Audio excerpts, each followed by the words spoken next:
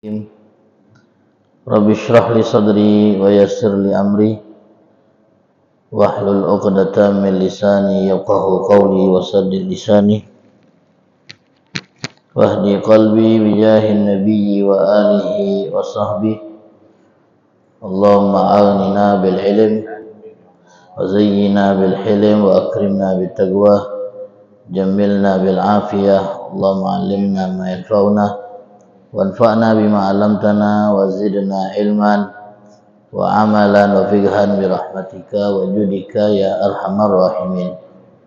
Ma'asyiral hadirin wal hadirat yang dirahmati Allah, alhamdulillah puji dan syukur kita panjatkan kehadiran Allah atas limpahan nikmat yang Allah karuniakan kepada kita, nikmat iman dan Islam, nikmat taufik dan hidayat, nikmat sehat dan afiat, serta nikmat kesempatan, sehingga dengan nikmat ini kita bisa sama-sama berada di dalam masjid yang insya Allah diberkahi oleh Allah.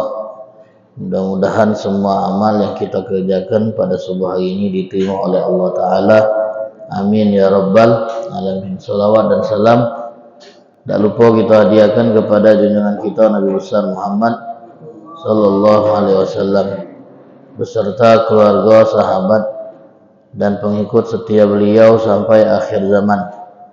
Mudah-mudahan kita semua kelak akan mendapatkan syafaat dari Rasul Sallallahu Alaihi Wasallam pada hari kiamat nanti. Amin ya rabbal alamin.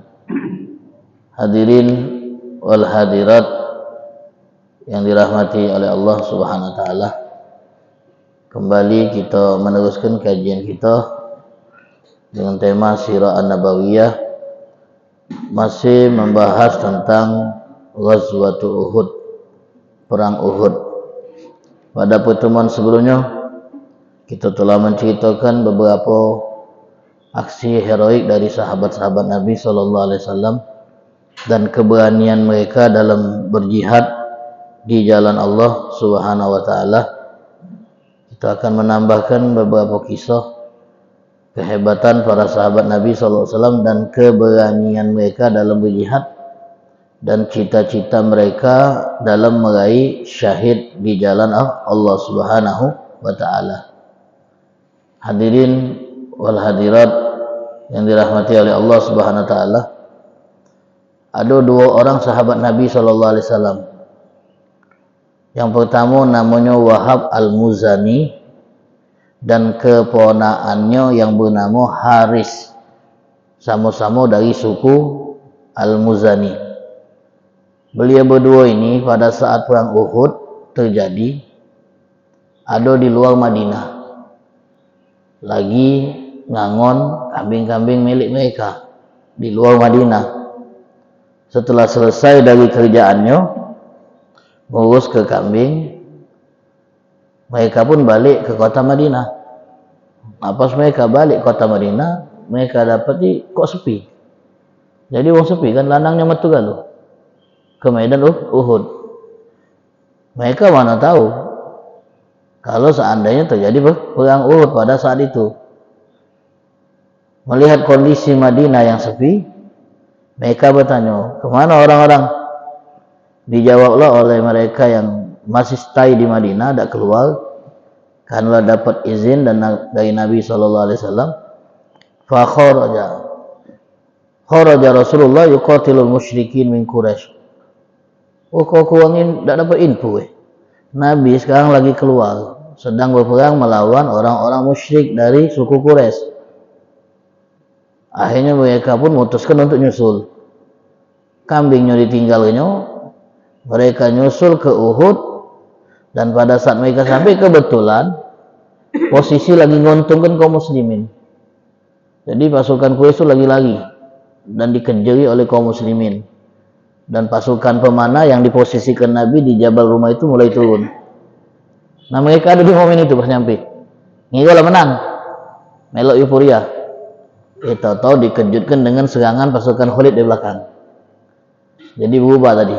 Kegembiraan karena ngasuh menang tadi berubah menjadi petaka. Dan mereka pun harus mengikuti momen berat itu. Mereka berperang berjuang dengan luar biasa. Akhirnya ketika momen itu terjadi, orang-orang Quraisy itu berkelompok-kelompok ngepung Rasulullah SAW. Nabi SAW berkata kepada salah satu di antara dua sahabat tadi, siapa yang berani menyerang ke kelompok itu? Jadi sahabat Nabi SAW berkata, saya ya Rasulullah. Wahab bin Al-Muzani tadi, saya ya Rasulullah. Kemudian dia menyerang pasukan tadi, kelompok tadi, sampai berhasil mengalahkannya. Datang kelompok kedua, siapa yang berani melawan kelompok itu? Saya ya Rasulullah. Gagal berani dia, dilawannya lagi sampai menang lagi dia. Kemudian datang kelompok ketiga, kata Nabi, siapa yang berani menghalau kelompok ketiga itu? Lagi-lagi dia yang ngomong, saya ya Rasulullah. Kata Nabi, kum, lakukan wa absyir bil jannah, dan selamat, kau bakal dapat surga. Nah, ada komentar Nabi itu yang ketiga ini kan. Akhirnya pada saat perlawanan yang ketiga ini, dia pun meninggal, tidak terlawan lagi, dan dia pun meninggal dunia dalam keadaan mati syahid, yaitu Wahab bin Qabus Al-Muzani ini. Itu sangat luar biasa. Dan setelah dia meninggal, dia pun tidak luput dari proses mutilasi yang dilakukan oleh orang-orang Quraisy terhadap jenazah kaum muslimin. Dia dimutilasi, dan disebutkan dalam riwayat wa mustila bihi akbahal musla yauma idzin. Dia dimutilasi dengan praktek yang paling buruk, dengan cara yang paling keji.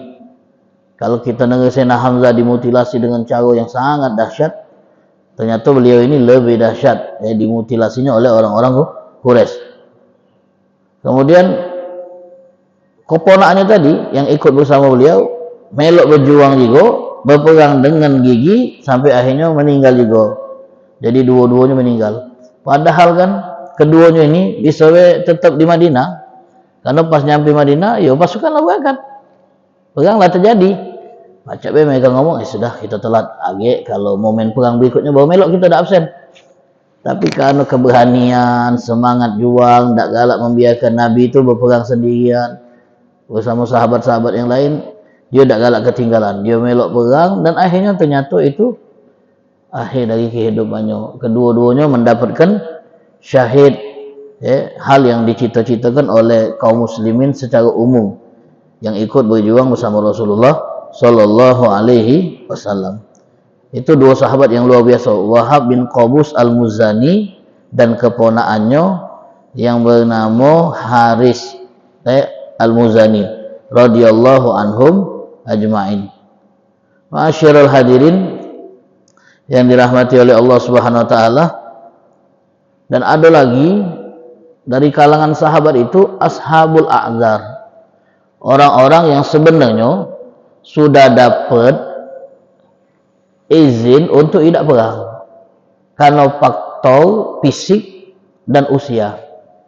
Jadi mereka itu sudah masuk dalam kategori ashabul a'zar, orang-orang yang sudah mendapatkan alasan untuk tidak melok perang bersama Nabi Shallallahu Alaihi Wasallam karena kondisi fisik dan umur tadi. Di antara mereka ada namanya Amr bin Jamuh radhiyallahu anhu. Amr bin Jamuh ini orangnya pincang. Pincang itu parangan sudah. Kana a'raj syadidul urj. Pincang, parangan. Saking parannya nak berlari tak baca dia karena kondisi kakinya yang pincang tadi. Tapi dia tetap ngebet nak melok perang pula. Dia punya anak lanang 4.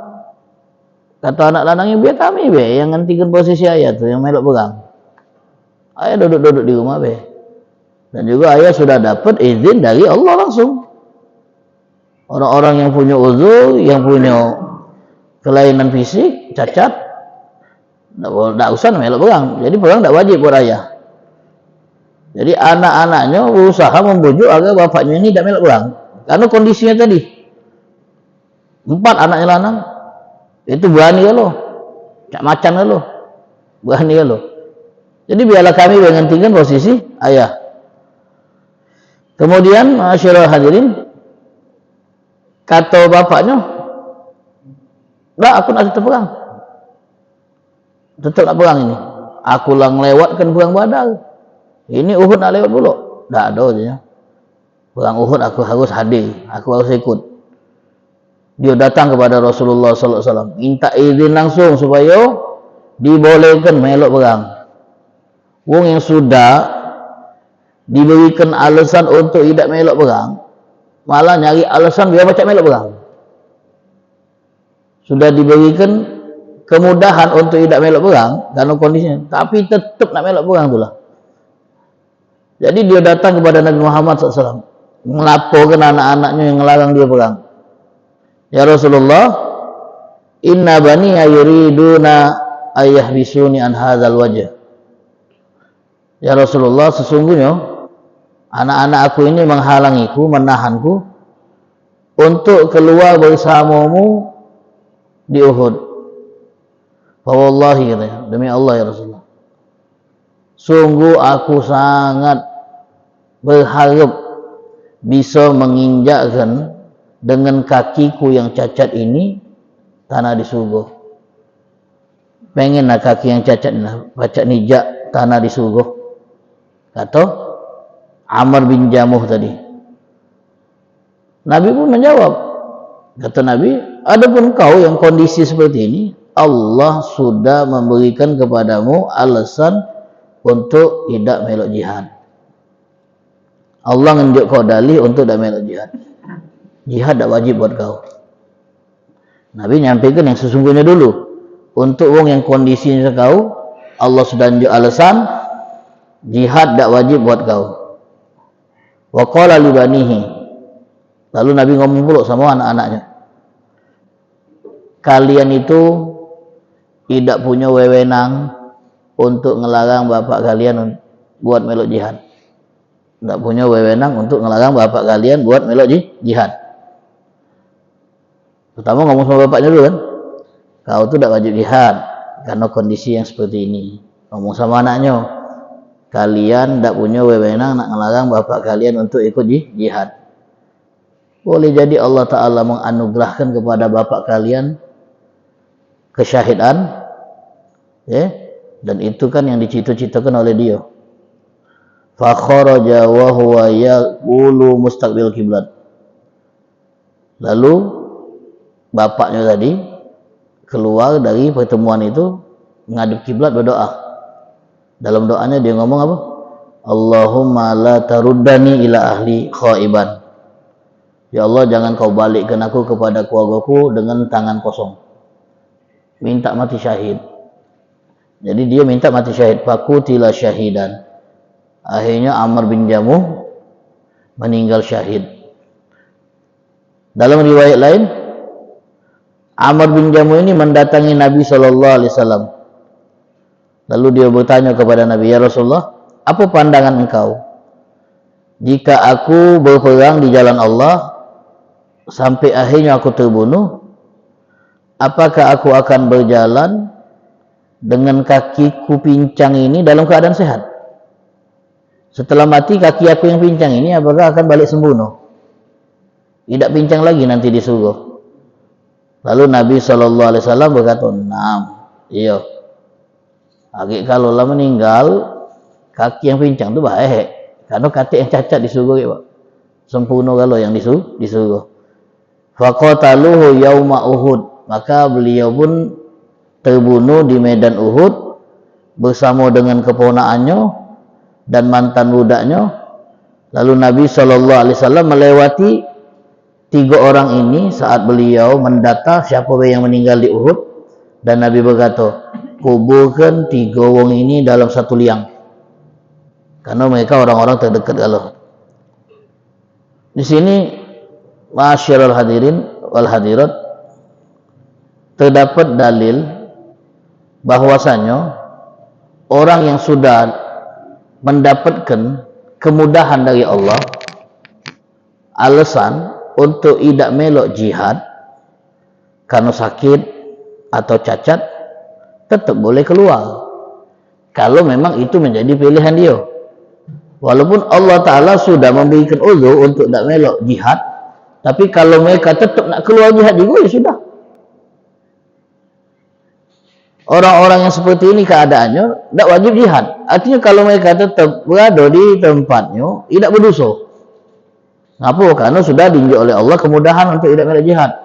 Alasan untuk tidak melak jihad, sakit, fisik yang lemah, cacat, atau usia yang sudah tua. Tapi kalau nak melak jihad juga ya serah. Yang penting kalian itu tidak wajib berjihad. Kalau memang kalian tetap nak keluar, ya itu pilihan mereka. Seperti yang dilakukan oleh Amr bin Jamuh ini. Tetap nak keluar itulah dia, walaupun dengan kondisi kakinya yang cacat. Karena memang tujuan dia jihad itu mati syahid. Jadi pengen matinya itu di medan jihad. Dan juga riwayat tadi menunjukkan keberanian Amr bin Jamuh yang luar biasa. Keberanian dia. Nak melok jihad itu harus ada mental. Dan yang pertama harus tak takut mati. Kalau takut mati tak mungkin melok jihad, sudahlah. Kalau sudah ada rasa takut mati, tak mungkin melok jihad. Dan itulah kan yang pernah Nabi SAW sabdakan. Kata Nabi SAW, musuh kalian itu akan nyerang kalian dari segala penjuru. Kita ini ibarat nampan, kata Nabi.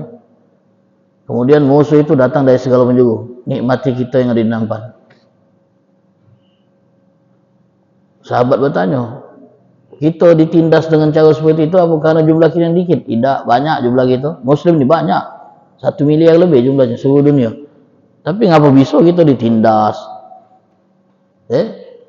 Ngapa bisa kita diperlakukan seperti itu oleh musuh? Bukan karena jumlah kita yang dikit, tapi mental. Mental takut mati itu nah, dan cinta dunia itu yang membuat kaum muslimin sekarang ini banyak ditindas. Nah ini jadi sahabat-sahabat dulu berani nian.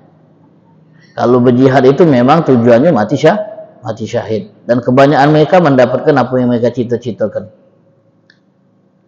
Kemudian ma'asyiral hadirin, ada lagi kasus dalam perang Uhud ini, orang yang salah bunuh kawan dewek. Jadi yang dibunuh itu dikira musuh, tak tahu kawan dewek, kan tak kenal. Jadi tak kala Rasulullah SAW keluar ke Uhud untuk bertemu orang-orang Quraisy dalam perang Uhud, ada seorang namanya Yaman. Yaman ini ayah dari Hudzaifah. Kalau Hudzaifah kita kenal, Hudzaifah ibnul Yaman, sahibus sirri Rasul SAW, orang yang banyak menyimpan rahasia dari Nabi SAW. Hudzaifah ibnul Yaman. Nah bapaknya namanya Yaman. Nah bapaknya yang bernama Yaman ini bersama dengan rekannya bernama Sabit bin Waqqash ada di kota Madinah, di benteng kota Madinah, bersama kaum perempuan, anak-anak kecil. Karena keduanya ini sudah sepuh lah tuh. Jadi tidak melok jihad karena usia yang sepuh sudah. Jadi tidak memang disertakan dalam jihad. Tapi saat mereka berada di tempat tersebut, salah satu di antara dua orang ini ngomong dengan kawannya, apa yang kita tunggu di tempat ini? Sementara Nabi dengan sahabatnya lagi berjuang di sana. Padahal umur kita ini tidak lama lagi. Yang kita tunggu itu memang kematian. Kalau dah hari ini kita mati, ya besok. Karena tua sudah, Pak. Memang usia adalah tua. Jadi macam mana kalau kita ambil pedang kita nyusul Nabi aja melok perang. Maklah kita matinya itu karena syahid daripada mati di rumah aja. Lah tua ini, kakek-kakek. Memang Pak D lah mana? Ayo dalam Pak Tejo ya. Kita nyusul Nabi bayu. Kita ambil pedang kita susul Nabi sallallahu alaihi wasallam. Kalau mati syahid kita kayak di sana. Dicari ni kan syahid tu. Kalau kita mati syahid di sana bersama Rasulullah sallallahu alaihi wasallam. Galak pula kawan tadi. Ambilnya pedangnya, kemudian keluar nyusul Nabi SAW dan langsung gabung dengan kerumunan yang lagi perang. Walam ya'lam bihima. Tak ada yang tahu keduanya ini tiba-tiba melok berjuang masuk gabung. Tak ada yang tahu. Adapun Sabit bin Waqqash faqatalahul musyrikun. Sabit bin Waqqash yang baru gabung, ia terbunuh oleh orang-orang musyrik. Lah tuh. Adapun Yaman, ayahnya Huzaifah, fakhtalafat alaihi asyaful muslimin. Kaum muslimin ngira dia ni musuh. Dibunuhnya. Kesalahan. Karena tak kenal siapa ini. Akhirnya kenalah pedang kaum muslimin. Meninggal. Dan orang-orang yang menghunuskan pedang tak tahu kalau beliau ini bagian dari pasukan kaum muslimin. Faqala Huzaifah yang nengok, no, ayahku katanya. Ayahku, Huzaifah lah melok. Nengok, no ayahku. Orang-orang yang membunuh ini dari kalangan kaum muslimin pun berkata, wallahi ma'arufna. Demi Allah kami tak tahu kalau itu bagian dari kelompok kita. Kami kira dari pihak musuh. Kami lanjak ke. Tak tahu no, begitu dewe. Kaum muslimin. Karena nyusul tadi pula pas didata kan katik kayaknya kan. Wallahi ma'arafnahu wa sadaqu, dan mereka memang jujur. Memang mereka tak tahu kalau itu adalah bagian dari kaum muslimin. Qala Huzaifah ibn Yaman langsung ngomong, yaghfirullahu lakum wa huwa arhamur rahimin. Ya sudah, kalau itu mudah-mudahan Allah ampuni kalian. Wah, besar nih hatinya. Tidak kemudian beliau, katik-katik tak tahu. Akhirnya saling serang sama dewek. Langsung beliau katakan, yaghfirullahu lakum wa huwa arhamur rahimin. Cepat nih yang dia nerima pernyataan dari sesama. Tidak mengajukan pertanyaan detail. Madai kamu tak tahu. Oh, kalau itu detailnya. Tidak. Langsung bebas mereka ngejual alasan. Kami tidak tahu kalau dia bagian dari kita. Spontan Huzaifah mengatakan, yaghfirullahu lakum wa huwa arhamur rahimin.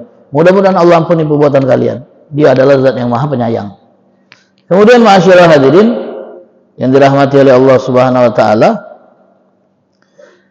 setelah itu Nabi SAW ingin membayar ganti rugi kepada Huzaifah sebagai keluarga korban dengan ngenjuk diat 100 ontoh.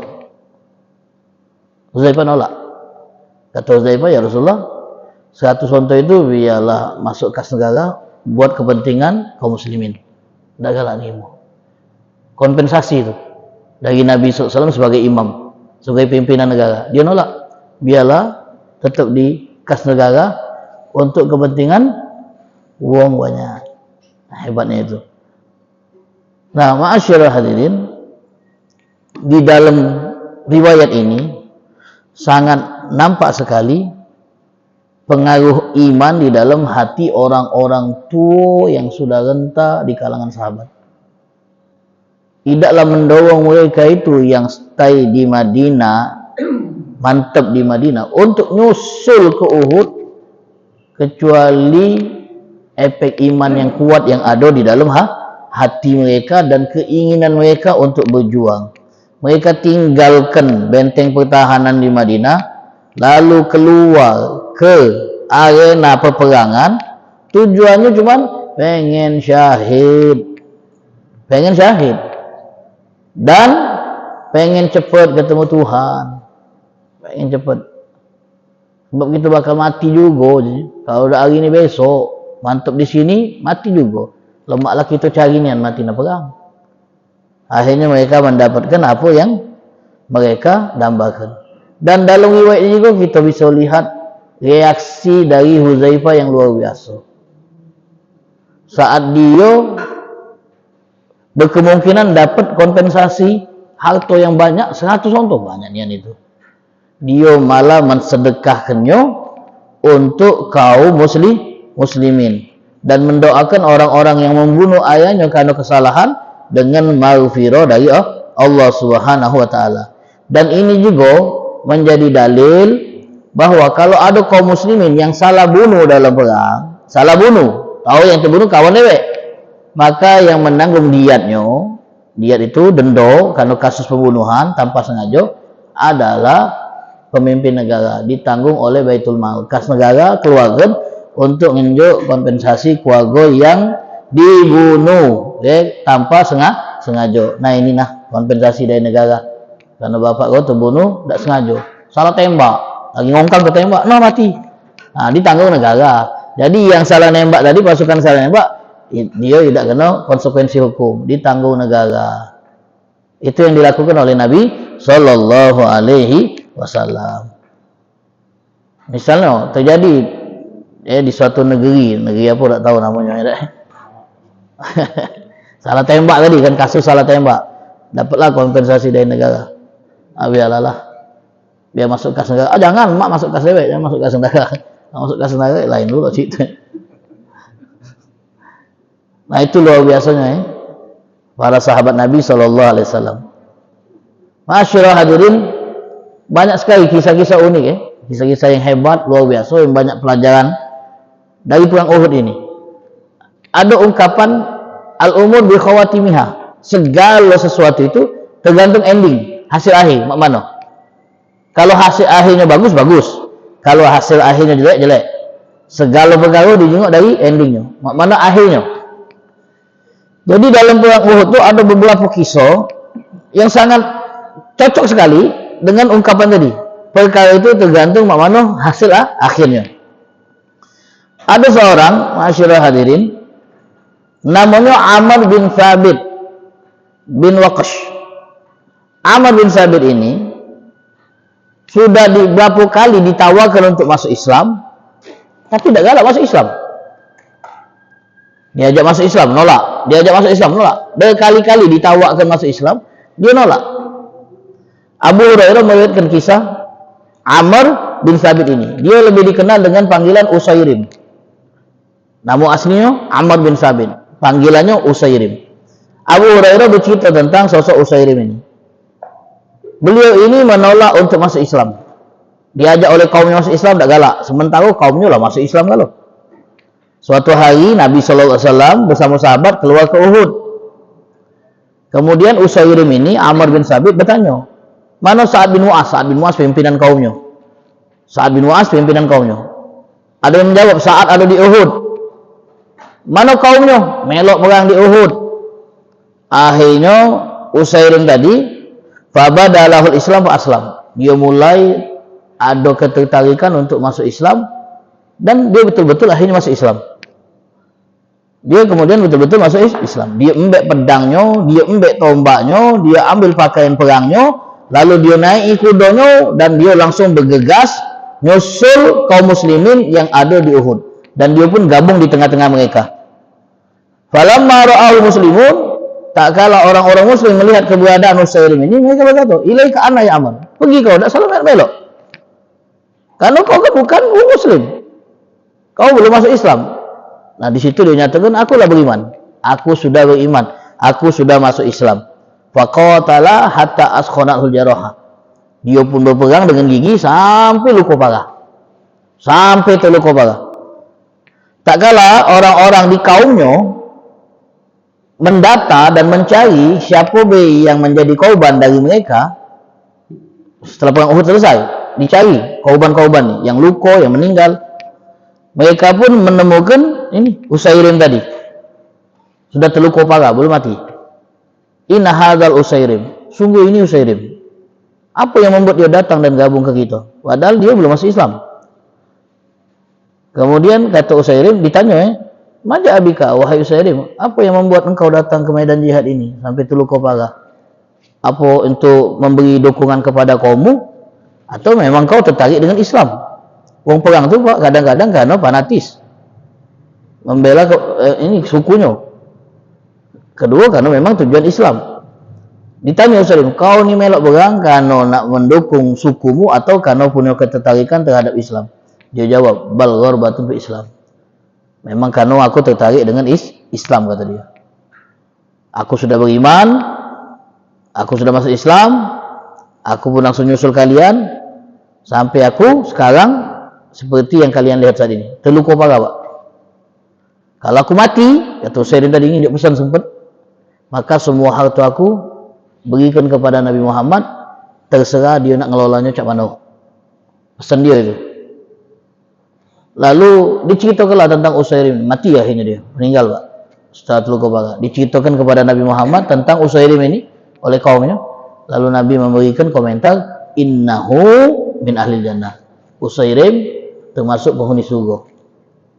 Abu Hurairah kalau cerita tentang Usairim ini kepada tabi'in, beliau akan menceritakannya dengan mengajukan pertanyaan, tahukah kalian orang yang masuk surga tapi tidak pernah semayang? Wong yang masuk surga tapi tidak pernah semayang. Yang tidak tahu cerita ini nanya, siapa memang ada apa yang masuk surga tapi tidak pernah semayang? Ada Usairim. Usairim ini. Dia masuk Islam pas momen perang Uhud lagi berkecamuk, belum sempat semayang meninggal syahid. Belum sempat semayang dia, tidak pernah semayang.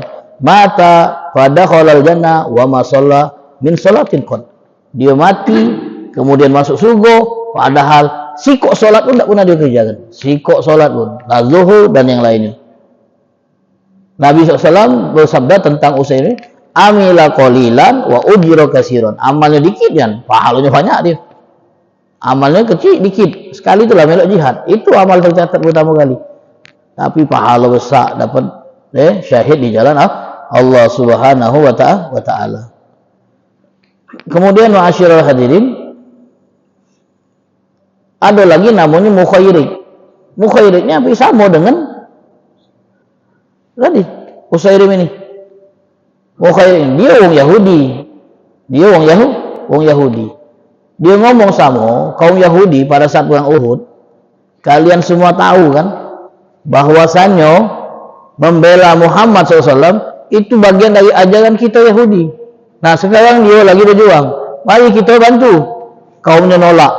Dia dewa yang keluar.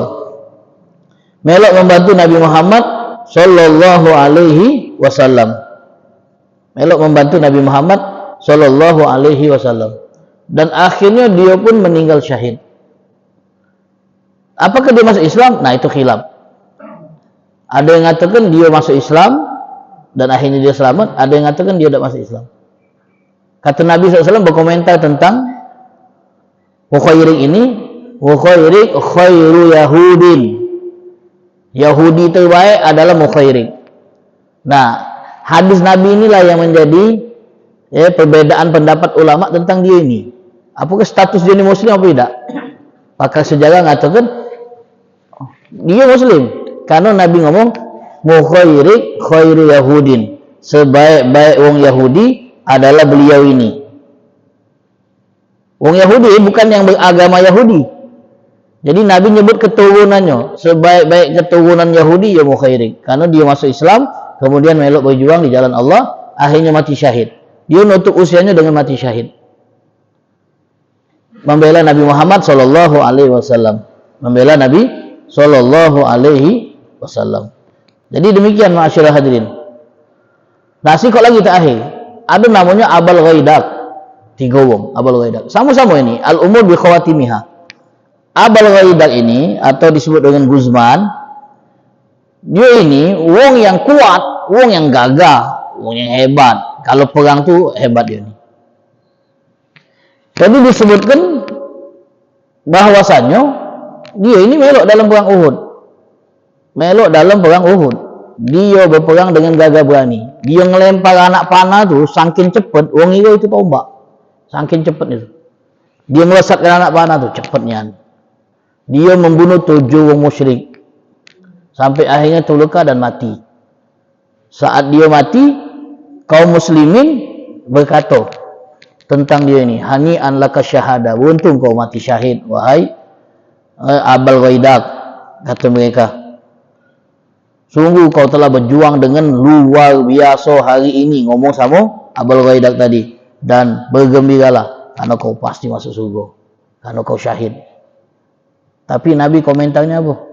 Nabi SAW setelah tahu bahwa dia ini berjuang bukan untuk Islam. Dia berjuang tuh nak ngawak nama baik kaumnya. Nyari nama. Berjuangnya bukan untuk Islam, tapi nyari nama. Ngangkat kaumnya. Kata Nabi dia neraka. Dia neraka kata Nabi SAW. Karena dia berjuang bukan atas nama Islam, tapi atas nama kaumnya, sukunya. Nak ngangkat kaumnya. Kata Nabi SAW, innahu min ahlin nar. Dia termasuk penghuni neraka. 2 orang pertama tadi baru masuk Islam, membela atas nama Islam, berjuang atas nama Islam, masuk surga. Orang Yahudi membela atas nama Islam dan Nabi Muhammad masuk surga. Ini membela atas nama kaumnya, innahu min ahlin nar. Wal umur bi khawatimiha.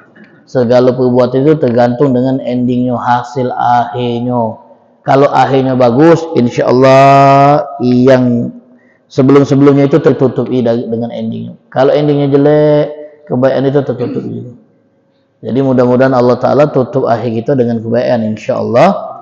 Amin ya rabbal alamin. Di sini juga kita tengok pentingnya masalah niat dalam berjihad. Masalah niat. Ya kita yang tak tahu tujuan orang berjihad, karena kita tak bisa mengetahui si hati wong. Dia tak baca berkomentar maksud aku itu berjuang ini namu. Orang baca. Kalau Nabi punya akses untuk mengetahui itu. Makanya Nabi ngomong, oh dia mengaku. Nabi tahu. Kalau kita tak baca ngomong kayak itu. Nah ini menunjukkan bahwasanya dalam berjihad pun masalah niat itu harus dijaga. Niatnya itu memang untuk jihad fisabilillah. Nyago istilahnya itu agama Allah Subhanahu wa Ta'ala. Ana pernah dengar ceramah dari siapa? Seorang tokoh lah. Bagaimana kalau kita berjuang itu, berjihad itu untuk nyago negara kita, membela negara. Apakah termasuk jihad fisabilillah? Berjuang untuk nyago negara atas nama negara. Apakah itu termasuk jihad fisabilillah? Tidak. Jihad fisabilillah itu tujuannya antakuna kalimatullah yal ulya. Tapi jihad atas nama membela negara itu ada pahalanya. Mempertahankan negara itu termasuk bagian dari berjuang. Tapi fisabilillahnya itu harus tujuannya tadi untuk menjadikan kalimatullah yal ulya. Tapi kalau dia perang untuk membela negara tadi dengan tujuan supaya Islam tetap pacak, berjalan di negara ini, umat Muslim biar tetap bisa ibadah dengan tenang, ada tujuan untuk nyago Islamnya, itu jihad fisabilillah. Kalau mati syahid. Itu yang dijawab oleh Syekh itu. Jadi jihad fisabilillah itu memang tujuannya untuk menjadikan kalimat Allah itulah yang tertinggi. Jadi harus di masalah niat dalam jihad penting. Insyaallah mudah-mudahan Allah Ta'ala berkahi pertemuan kita. Wallahu ta'ala alam bissawab. Syahid dengan melok berjuang. Jadi tidak apa-apa kalau motifnya itu nak mati syahid di jalan Allah. Karena yang tujuan dia jihad itu kan ngai syahid. Dia syahid itu didapat dengan berjuang di jalan Allah. Pasti itu ngiring itu. Tidak mungkin dia minta syahid kalau tidak ganti niat berjuang di jalan Allah. Jadi pasti itu modal awal dia tuh pengen dapat syahid karena dia tahu syahid itu cuma pacak diraih dengan ikut langsung terjun dalam perang tadi. Wallahu a'lam. Bismillahirrahmanirrahim. Alhamdulillahirabbil shalli wa sallim ala sayyidina Muhammad wa ala sayyidina Muhammad. Allahumma hdina bihudak waj'alna mimman yusari fi ridhak wa la tuwallina waliyan siwak. ولا تجعلنا ممن خالف أمرك وعصى وحسبنا الله ونعم الوكيل لا حول ولا قوة إلا بالله العلي العظيم صلى الله على سيدنا محمد النبي الأمي وعلى آله وصحبه وسلم والحمد لله رب العالمين.